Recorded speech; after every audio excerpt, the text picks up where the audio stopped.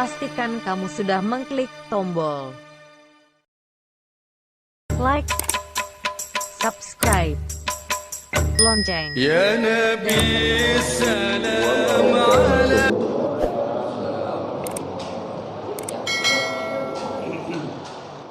Alhamdulillah,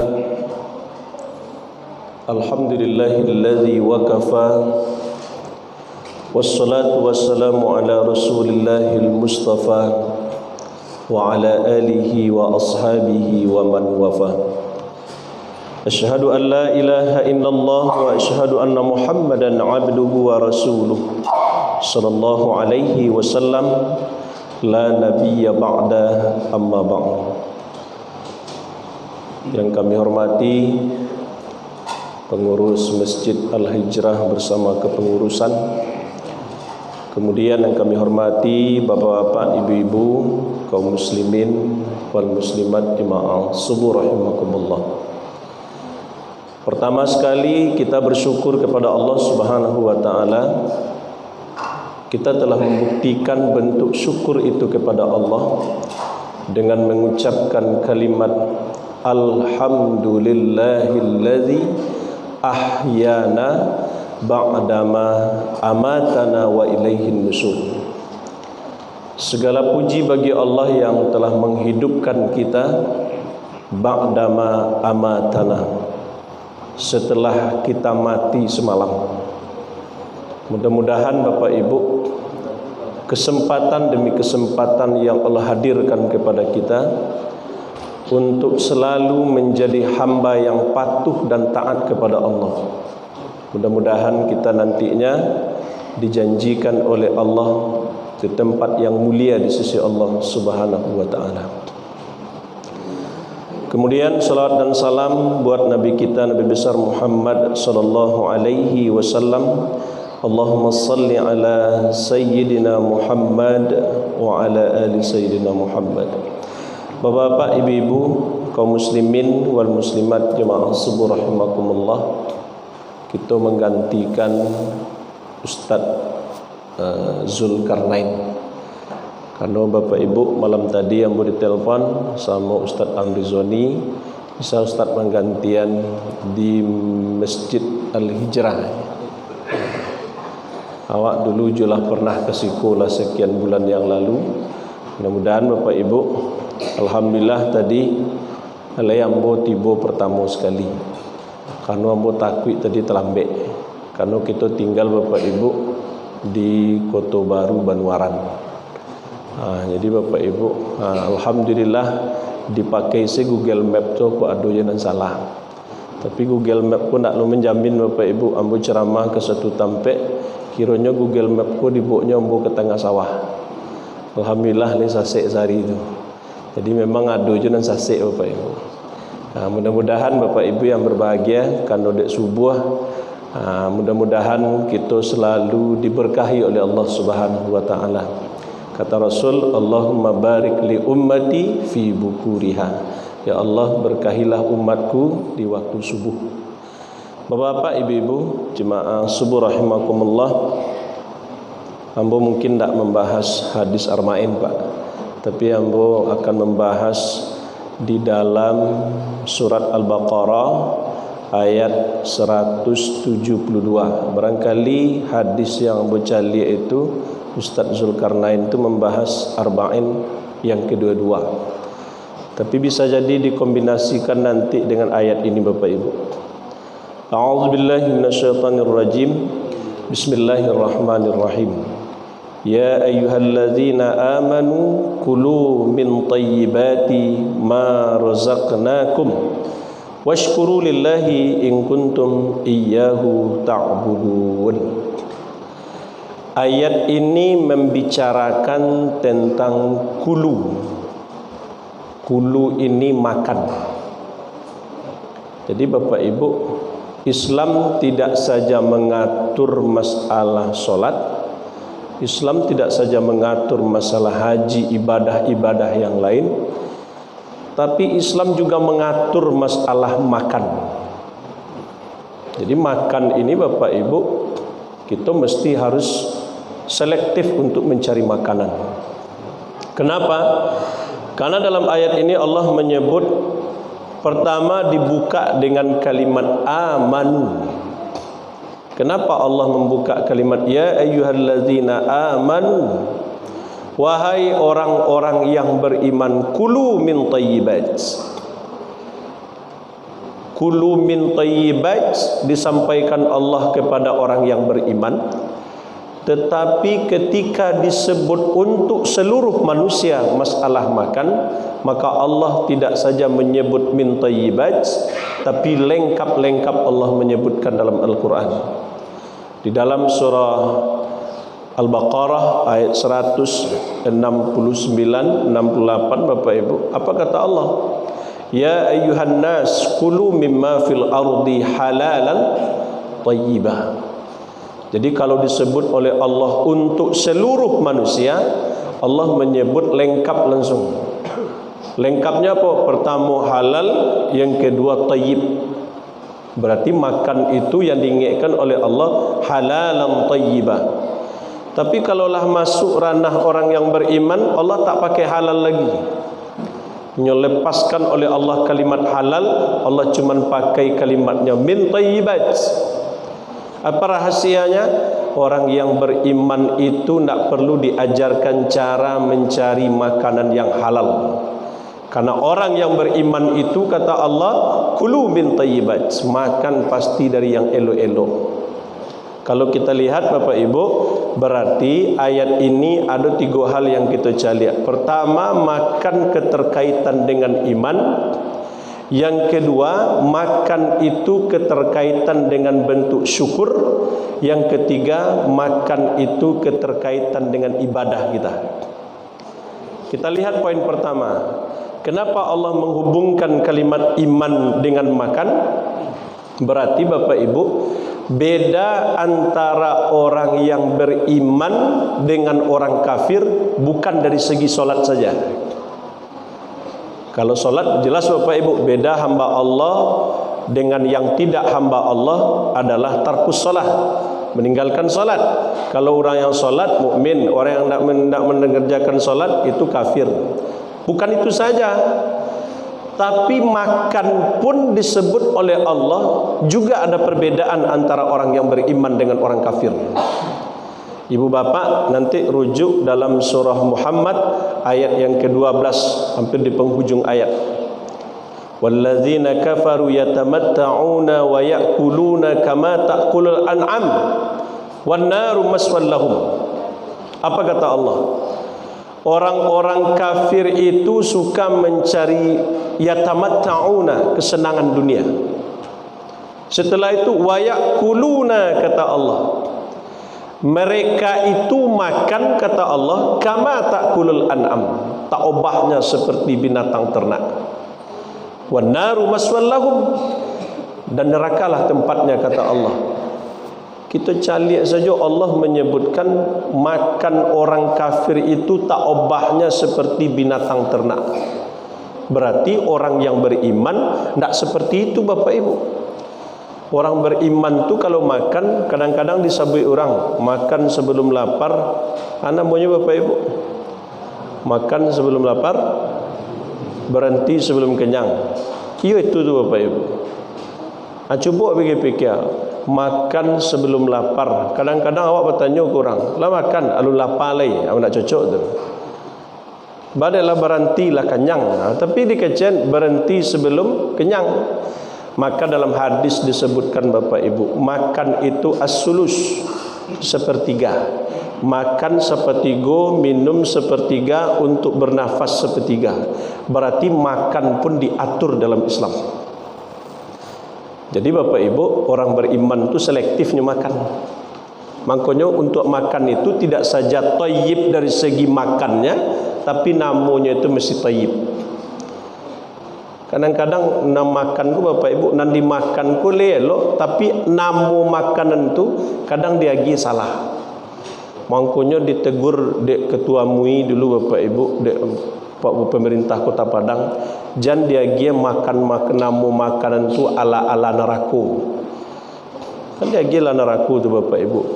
Ada mie neraka, ada ayam ayam setan. Mangkonya setan ku berfikir Bapak Ibu, ayam selanya makan ayam setan. Macam-macam dia gianya, ada mirudal.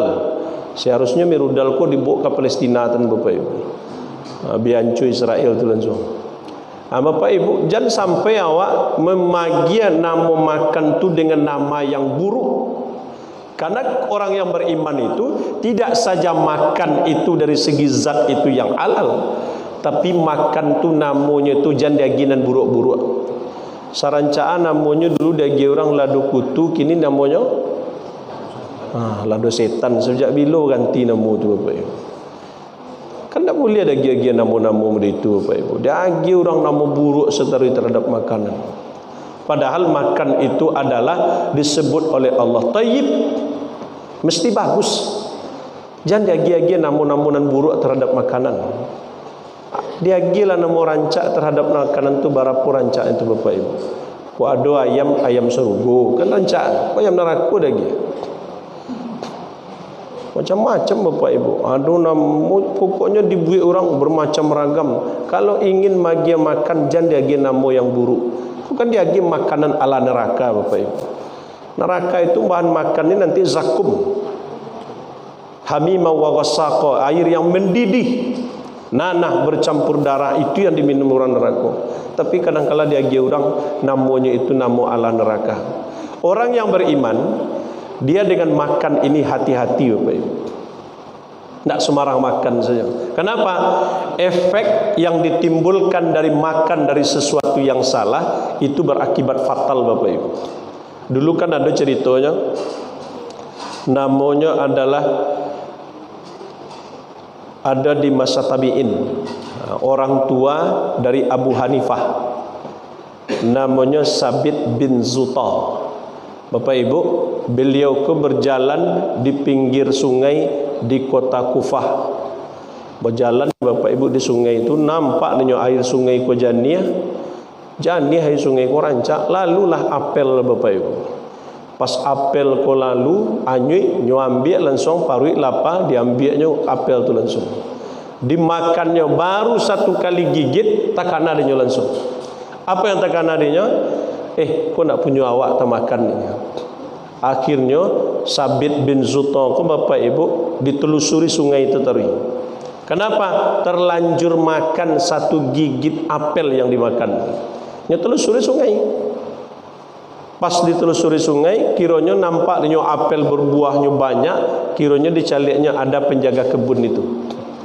Akhirnya datanglah yang Sabit ko Bapak Ibu nyetamuilah penjaga kebun tersebut. Akhirnya iko apel di siko. Keciknya kalau mau iko bantuannya yo. Ambo kecik Sabit, ambo minta kerelaan kepada engkau. Kecik orang yang penjaga kebun, iko bukan punya ambo. Yang punyanya tu lebih kurang 8 kilo lah dari siko rumahnya. Ambo cuman penjaga kebun. Kalau ingin engkau minta kerelaan yang telah engkau makan, pergi saja ke rumahnya. Pergilah ke rumah tu Bapak Ibu. Pergi ke rumah, ditelusuri rumahnya, makanya diminta tanya ke orang, kira rumahnya itu ditunjukkan di sini. Diucapkan salam, Assalamualaikum. Dijawab, Waalaikumsalam. Kiranya bapak itu sudah hampir tua. Keluar, disampaikan maksud dari Sabit ini kepada bapak. Pak, ambo sebelumnya minta maaf. Kenapa minta maaf kecil apa? Ambo tadi kano kebetulan parui ambo ko sedang lapar, kiranya jatuhlah buah apel ko ambo makan selangsung. Dek tersentak ambo dari makan yang satu kali gigit dan sudah termakan, takana dek ambo iko bukan punya ambo. Kebetulan ambo tanya ke pendaga kebun, yang punya itu adalah bapak. Kini Pak, ambo minta kerelaan dari apa atas satu gigit itu yang bergigit tu ambo minta kerelaan. Anda habis Bapak Ibu. Satu gigit saja minta kerelaannya langsung. Apa yang terjadi Bapak Ibu? Kecik apa tu langsung terdiam bapak tu langsung. Tidak langsung dijawab, langsung diam saja. Diam. Tak lama berikutnya, kecik apa tu? Ambo nak kambo relakan yang kau makan tu. Tapi kalau ambo relakan ada syaratnya. Apa syaratnya? Ada 3 syarat yang kau penuhi. Pertama, engkau menikahi anakku yang bisu. Satu. Nan kedua, anak moko adalah lumpuh. Yang ketiga, anakku itu adalah buta. Bisu, lumpuh, buta. Kecek sabit kok mode itu bana hukuman kepada ambo pak. Cuman habis segigitnya mode itu bana pak menikahkan dengan anak apa nanti go tu yang disabuin. Kecek apa tu? Kalau ndak engkau nikahi anak ambo ndak kambo relakan yang kau makan. Berpikir panjanglah sabitku bapak ibu supaya ndak menikahi. Pak relakan sajalah pak yang ambo makan. Ndak kecek apa? Kalau ambo relakan syaratnya itu. Kalau tidak ada yang kalau engkau tidak mau menikah, ambo nak ambo relakan. Tapasolah yang sabit ke menikah dengan anak bapak tu bapak ibu. Setelah dilangsungkan akad pernikahan dengan merasa berat hati, karena kabar yang disampaikannya itu kan mengerikan bapak ibu. Bisu, lumpuh, buta, nanti bayang di seorang laki-laki ba'alu bantunya. Akhirnya menikahlah. Setelah menikah, setelah selesai solat isya, kecik bapak tu temuilah istrimu tu dalam kamar. Dibuka pintu kamar, diucapkan salam. Assalamualaikum. Dijawab dia istrinya, waalaikumsalam. Aku lagak ganjir saya bapak ibu. Dan ganjiannya di mana? Tapi kecik bisu. Kok bisanya mengucapkan jawab salam? Dan kedua, ketika bapak ibu yang berbahagia, nyo panggil istrinya tu datang je langsung. Sudahlah nyo datang, nyo kecen lumpuh tadi. Kini dipanggil terdengar dia nyo langsung. Kecek laki-laki suaminya kok, bukankah bapak pun tadi membilang bahwasanya engkau itu bisu, engkau lumpuh, engkau buta. Kenapa engkau melihatku? Akhirnya suami istri kok dibawanya kepada ayahnya. Baru ayahnya menceritakan. Kecik apa tu, wahai menantuku, anak ambo ko lumpuh. Apa lumpuhnya? Inyo ndak pai ka mama kecuali perginya itu untuk sesuatu kepentingan, untuk beribadah kepada Allah. Dan kedua, bisu. Inyo ndak akan mengecek kecuali yang diucapkannya itu yang diridhoi oleh Allah. Kemudian bapak ibu, buta, dia tidak akan melihat kecuali yang melihat untuk sesuatu yang menambah keimanannya. Kiranya yang disebut bisu, lumpuh, buta itu bapak ibu bukan yang disebut secara fisik, tetapi itu adalah gambaran seorang perempuan yang disebutkan kepada pemuda itu. Akhirnya sandanglah pemuda itu bapak ibu. Jadi nampaknya bapak ibu, orang kalau memang hebat bapak ibu, cara untuk memikat orang itu mode itu gayanya. Sabar ndaknya? Akhirnya bapak ibu terjadi pernikahan, dibuahi menjadi seorang anak. Anak itulah yang hari ini yang terkenal. Namanya adalah Abu Hanifah, yang mazhabnya disebut dengan mazhab Hanafi. Jadi mazhab Hanafi itu bapak ibu yang merupakan ulama dan hebat itu, ulama yang pertama sekali. Ikolah yang menjadi cikal bakal orang yang hebat. Kenapa dia lahir menjadi seorang ulama hebat? Karena makannya itu ya betul-betul dijaga oleh seorang bapak, dijaganya oleh seorang ibu, lahirlah seorang anak yang sangat soleh. Jadi makan gitu kok bapak ibu pengaruh kepada anak-anak gitu bapak ibu. Apalagi seorang istri yang hamil, dibesarkan perut istrinya itu dengan sesuatu yang haram. Kini kan haram kok bapak ibu sangat mudah orang mendapat. Cubalah cari gini bapak ibu. Dulu orang main judi bapak ibu, dicari tampek yang tasuruak barunya berjudi. Kini dalam masjid pun berjudi orang. Namanya judi online. Cari apa ibu di masjid? Ambo sedang khatib Jumat, itu judi online orang di muka. Bayanglah, datangnya dalam sarungnya bapak ibu, hanya judi. Dan judi online kok nak berhenti main terus. Ambo sedang khatib bahas supaya memberhentikan orang nambah judi. Ambo ibaratkannya lain. Kecik ambo, kalau di masa Rasul dulu, kenapa sebagian jemaah keluar ketika Nabi khatib? Karena orang cinta dengan perdagangan, sehingga meninggalkan Nabi sedang khutbah, keluar sebagian jemaah. Karena masa itu yang disukai orang adalah berdagang. Ada kabilah lewat, keluarlah sebagian. Yang kini yang dicintai orang kecil ambo sedang khutbah, yang dicintai orang HP, sampai dalam masjid pun pakai main HP. Akhirnya main judi itu nyetutui siapa langsung. Jadi sebenarnya Bapak Ibu, mode itu mana orang kini Bapak Ibu? Karena sempat dibesarkan anak kita dengan uang yang haram, apalagi dalam bentuk keharaman dosa besar, riba, itu makin hari makin bertambah. Cobalah celik Bapak Ibu, pemerintah Kota Padang sendiri mencelik Bapak Ibu. Riba aku makin hari makin berkembang. Makanya diagian namo bermacam ragam. Supaya apa? Supaya orang itu terjebaknya di dalam tu. Maksudnya makanya riba tu nak nama orang menyebut riba Bapak Ibu disebutnya bungo. Kalau bungo harum. Tapi kalau disebut riba takut orang Bapak Ibu. Makanya orang sebut kalau riba tu nya berkembang, mekar, makanya muncul mekar je lain. Makanya itu yang terjadi Bapak Ibu. Itu yang dibesarkan kepada anak-anak kita.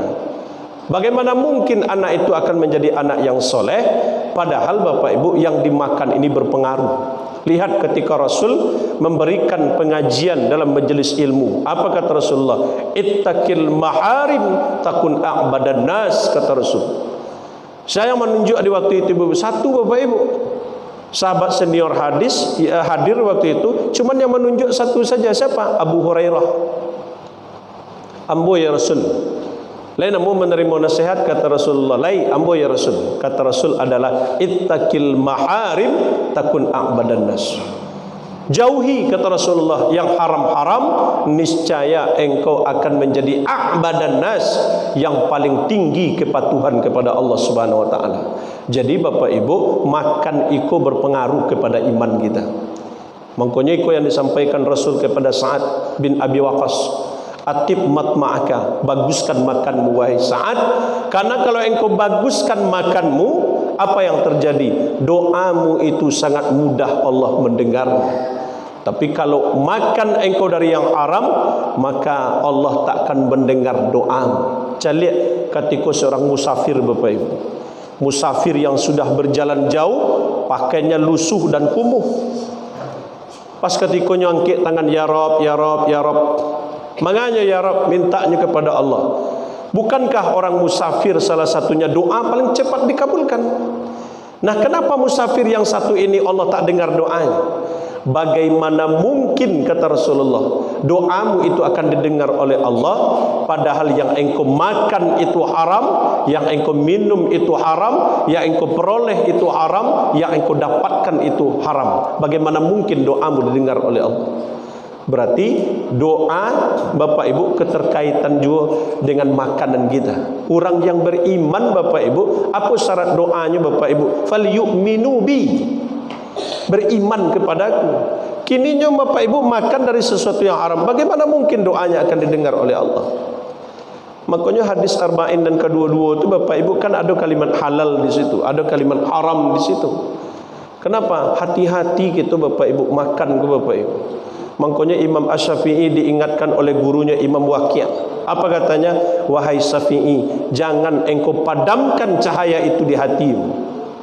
Dia tanya di Imam Syafi'i, apa itu yang memadamkan? Maksiat itu memadamkan cahaya di hatimu. Adik Nabi Muhammad itu yang dibaca tiap subuh tadi. Sebelum solat subuh dibaca doa itu tadi.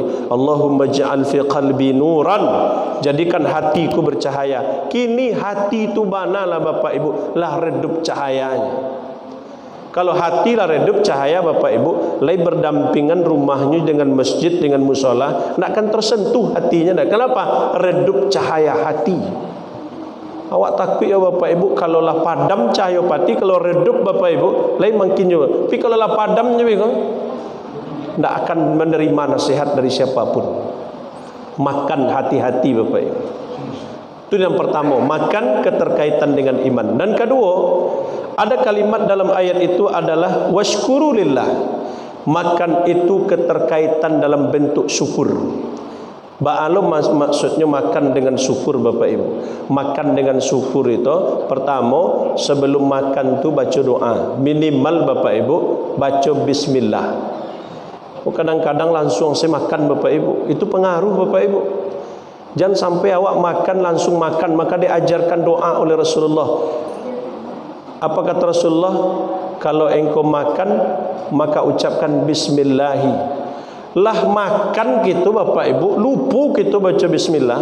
Lah di pertengahan permakan itu baru teringat kita dengan makan. Masih dituntun oleh Rasulullah untuk makan itu baca je bismillah. Bismillahi fi awalihi wa akhirihi. Bacalah bismillah itu. Lah hampir tinggal seketik lagi habis makan Bapak Ibu, baca je bismillah. Artinya apa?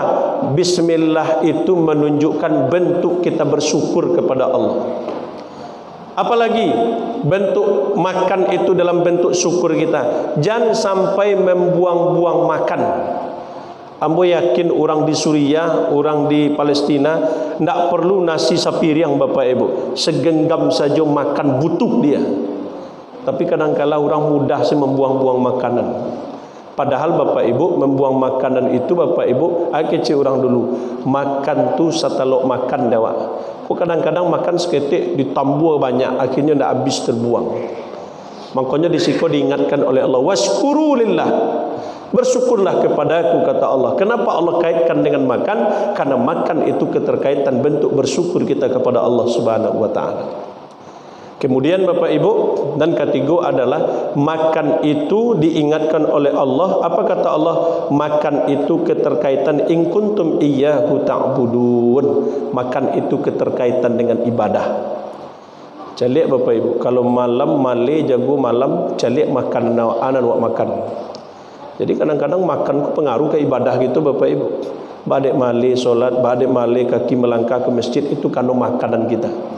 Makanya makanan itu mesti kita hati-hati, selektif kita untuk cari makanan, karena makan ini keterkaitan erat dengan ibadah kita. Coba cari kita Ramadan Bapak Ibu. Kenapa semangat kita beribadah? Karena makanan kita itu terjaga Bapak Ibu. Cobalah Ramadan, zuhur rami orang ke masjid, asar rami orang ke masjid, maghrib rami orang ke masjid. Kenapa? Karena makan itu betul-betul terjaga. Cobalah pas ketika maghrib berbuka Bapak Ibu, banyak makan, solat isya ngantuk ya. Ada jemaah dulu Bapak Ibu, sangko kawanku lah meninggalnya dalam solat, kiranya dalam sujud tu terkaluknya Bapak Ibu.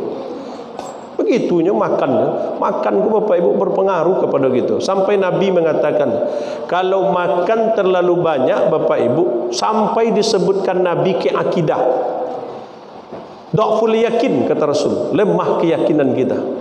Jadi makan sampai begitunya Rasul mengatakan sampai lemah keyakinan kita kepada Allah Subhanahu wa taala.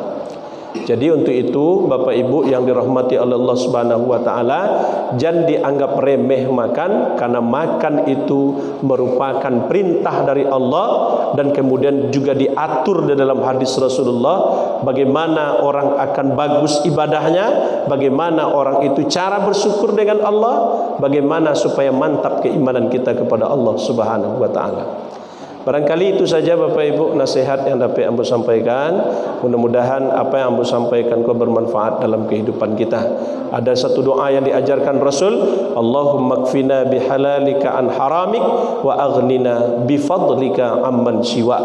Minta kepada Allah Bapak Ibu, cukupkan harta kami dari yang halal, jauhkan harta kami dari yang haram, dan kita tidak akan meminta kecuali meminta kepada Allah Subhanahu wa taala. Subhanakallahumma wa bihamdika nasyhadu an la ilaha illa anta astaghfiruka wa atubu ilaik. Assalamualaikum warahmatullahi wabarakatuh. Ya Nabi salam alaika, ya Rasul salam alaika, ya Habib salam alaika, salawatullah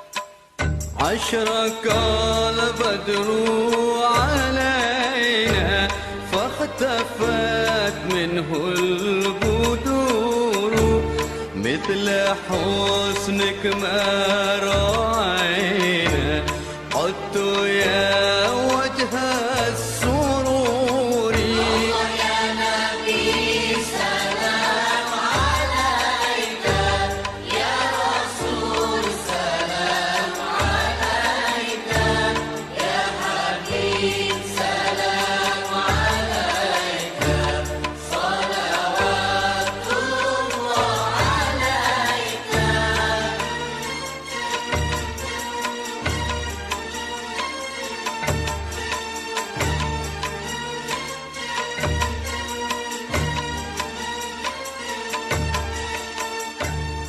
أنت شمس أنت بدر أنت نور فوق نوري أنت إكسر وغالي أنت من